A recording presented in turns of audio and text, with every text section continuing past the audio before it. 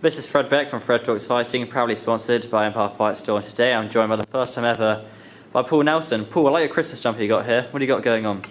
Well, right here, as you can see it's a Primark Christmas jumper. It's a Baby Yoda, as you can see. If you ever watch Mandalorian, watch it. Great show to watch. And at the same time, I love Star Wars, so. Well, is The Mandalorian good? I've never seen it.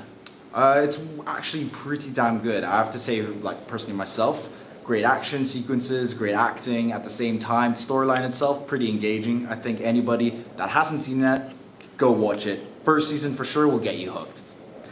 Alright, I'll probably have to check it out then. It's on Disney Plus, isn't it? Yes, it is on Disney Plus, and same with loads of other channels and other like series that you see on Disney Plus, like a lot of Marvel series. I would say one thing would be WandaVision or even Loki. I'd say watch those two, as those are my favorite too. Yeah, Loki. I've heard a lot about it. Apparently it's pretty good. Is it?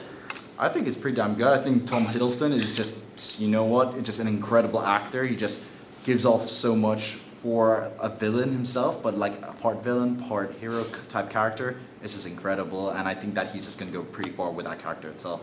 Yeah, as I say, Brits always make kind of the best villains. And you were doing, if we move on to boxing, we're already like 1 minute 20 seconds into the interview. If we move on to kind of sport boxing, didn't you used to do a lot of writing about it, kind of MMA, kind of journalism in a way? I did. I did used to work for MMA organization and write for them. Did some content called they were called Kung Fu Kingdom, and I'd write breakdowns about different finishes of any kind of fighters from different weight categories, and usually it was breakdowns of their videos themselves and then what they did and how they did those finishes. And at the end of the day, it's actually making sure those analytical points are not just only concise but also coherent too, and making sure that people get the right information. So you basically know your stuff then?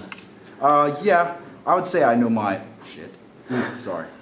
We'll keep that in. Good. Let's talk about some upcoming fights. We'll start with Jake Paul Tyron Woodley. Unfortunately, Tommy Fury fight isn't happening anymore. What are your kind of thoughts on kind of Tommy Fury pulling out that fight? I think that, you know, it's contradictory to what they had said before about what Tyson Fury had said about Tommy Fury, saying that if he had any broken ribs, like his broken foot and everything, and if he had all those injuries coming into it, that he would still fight and beat Jake Paul, and now it kind of contradicts his own point. So he's kind of put himself in a little bit of a well. But aside from that, I think this whole setup between Jake Paul and Tyron Woodley, it's a bit of a, okay, I guess we have to take it kind of situation, but at the same time, if Tyron Woodley actually wants to get that 500k bonus, he better knock him the hell out. But if he doesn't, then we're just going to see a replay of the same thing that happened in the last match. So we'll just have to see. Do you think we'll kind of see kind of similarities between the first fight and then going into the second fight at all?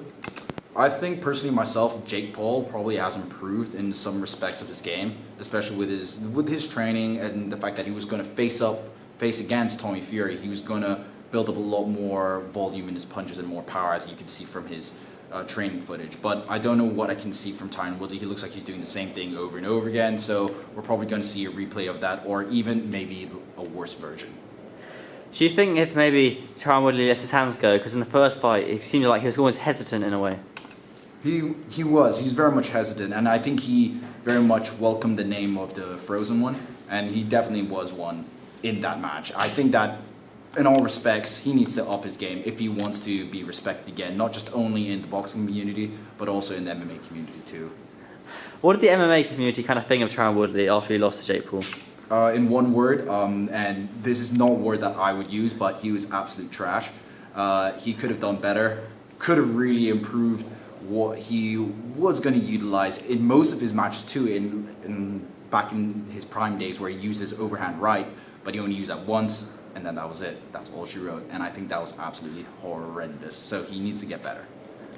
Or maybe we might see some improvements coming into the second fight. Tyron Woodley kind of said this fight last minute. Do you think now, obviously, Jake Paul could be underestimating Tyron Woodley at all? Definitely so. I think that more of the case is him focusing on the money than anything else. But at the end of the day, I think now that this match has been set up, these two are obvious, we'll say, contenders against one another, but not contenders for any boxing title or anything at all. So this is just going to be a fun matchup to watch, and I can't actually wait to see it, because it's going to be kind of cool to see if Tyron Woodley does something. because he did last time. You gonna buy it then? Maybe not. We'll see. Wait, how can we watch it? Is it on, I don't believe BT Sport bought it like they did the first one. Is it on Fight TV again?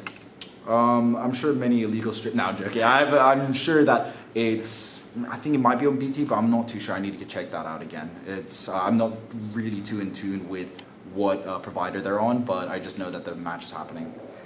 Yeah, but I believe it's on a Fight TV, but I'm not entirely sure. It probably will be paid for view. Or maybe I should do like a live watch along because those normally do alright. Do you think I could do a Jake Paul kind of Tyron Woodley live reactions watch along on YouTube? I think that would be really good for you actually. I think that if you did live commentary, especially what's going on, just play by play and seeing what you like through your analytical eye about what is going on with the boxing itself, it could help out, especially through like a breakdown from your pedigree, man. So yeah, I say go for it. Yeah, maybe I should do it then. It seems she's alright. The thing is, they're quite difficult to do those videos. I thought they'd be easy, but you literally got to talk the whole time, and that's quite difficult talking for like 2 hours straight. Anyway, I know I don't take too much of your time. We're going for a few minutes anyway, but if we just touched on one other fight that will be coming up, Chisroa faces Joseph Parker in Manchester the second time this year. Obviously, it's a rematch, another rematch. How do you see that fight kind of playing out? What do you think happens in that? I mean, I'm more leaning towards Joseph Parker between those two, to be honest, because at the end of the day, I mean, he's the younger one between the two, isn't he? Or if I'm correct? Yes, no, he is. He is younger, yeah. And at the same time, even though that his opponent, of course, has like the pedigree, his credentials, and everything behind him, I think, of course, it's the younger fighter that might come out on top. But we'll just have to see. Experience can also gauge the game. It certainly can. We know that Chisroa always brings it, and he is always entertaining to watch. And there's been a few rumours about Mike Tyson returning, obviously sticking in the heavyweight division. What do you think about that? Mike Tyson returning? Ugh, I don't know. With his age, I'm not sure if he's able to take these punches right now against the younger fellas, but it's interesting to watch, but I wouldn't say that it's the best. After watching Evander Holyfield fight against Vitor Belfort in the Thriller event, I thought that was horrendous for any boxer to even go in there, especially at his age. So I don't think it will be great for Mike Tyson to come back at all, but it'll be great to see him do an exhibition match again. I think it would be fun.